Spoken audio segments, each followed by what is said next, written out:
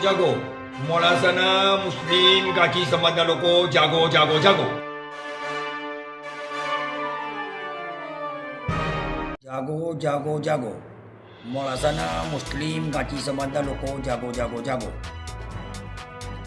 મોડાસાના અંદર 1997થી વર્ષ ચાલે છે ને ટપ ટ્રાન્સપોર્ટ ચાલે છે.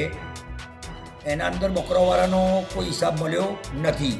શનિવારની વાતની શનિવારે ના મળ્યો, રવિવારે ના મળ્યો, સોમવારે ના મળ્યો, મંગળવારે ના મળ્યો, બુધવારે ના મળ્યો. 17,52,000 રૂપિયા કંઈ હાલવાની વાત હતી. એમાં 4 જણોને 2-2 લાખ રૂપિયા હાલવાના, 2 જણ 2-2 લાખ રૂપિયા હાલવાના, એકને 2.5 લાખ રૂપિયા હાલવાના ને એકને 90,000 રૂપિયા હાલવાના. આ લોકોને એટલું નક્કી કર્યું છે. પણ અમારા જે ગાડીવાળા છે વર્ષના માણસો એ લેવાનું ના પાડે છે. એનો એમ કહેવું છે કે આજે 25 વર્ષ 28 વર્ષની કોર્સ ચાલે છે. 28 વર્ષના અંદર બંધ ચોપડે 17,52,000 રૂપિયા આપવાનું કહે છે. 17,52,000 રૂપિયાના અંદર 28 વર્ષના અંદર કંઈ બી ના આવે.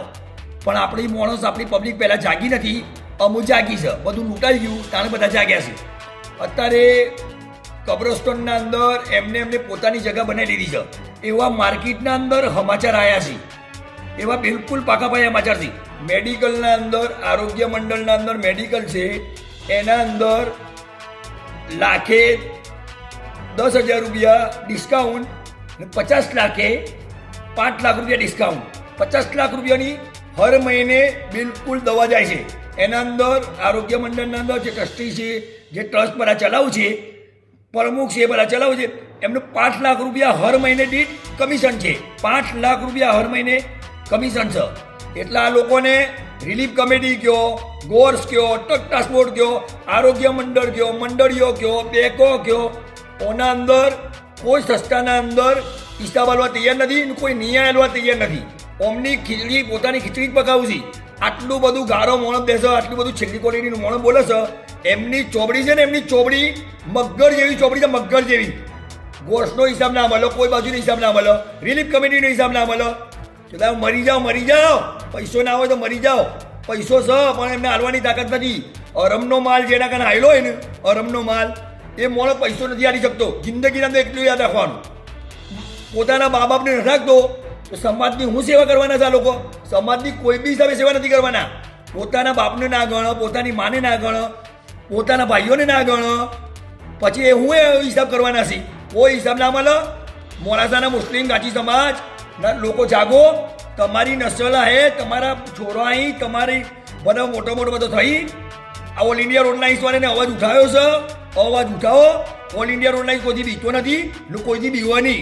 જેને બી જે તોડ લેવો હોય ને એ તોડાઈ લેજો. બી નોમચીન માણસ છું, મારું નોમચીન કામ છે. ને મારું એક વસ્તુ એમ કહેવું છે, પોલીસ સ્ટેશનના ગોળીના અરજી આલવા ગયા હતા 56 લાખની. તમે નોમ લખાવવું જોઈએ ને. અરજી આલી એક નોમ કેમ ના લખાવ્યું? તમારો જે માણસ છે મલેક, એ નોકરી કરે છે બિચારો કર્મચારી, એને એકલાનું કેમ નામ લખાવ્યું? તમારું નામ લખાવવું છે ને. તમને પછી સબક શીખાડો. દલાલ થઈ ગયા, દલાલો, મોટા દલાલો છે. જાગો જાગો જાગો મોડાસાના મુસ્લિમ ગાચી સમાજના લોકો જાગો જાગો જાગો. બકરોના જે ઓનરો હતા, આજે બકરોના ઓનરોના કને પૈસો નથી, તો એ લોકો ન્યાય આલવા તૈયાર નથી. બોલો, પોતાનો રૂપિયો બકરોના અંદર આ લોકોને ક્યાળો લીધો, બધું લીધું. આજે એ લોકોનો ન્યાય નથી.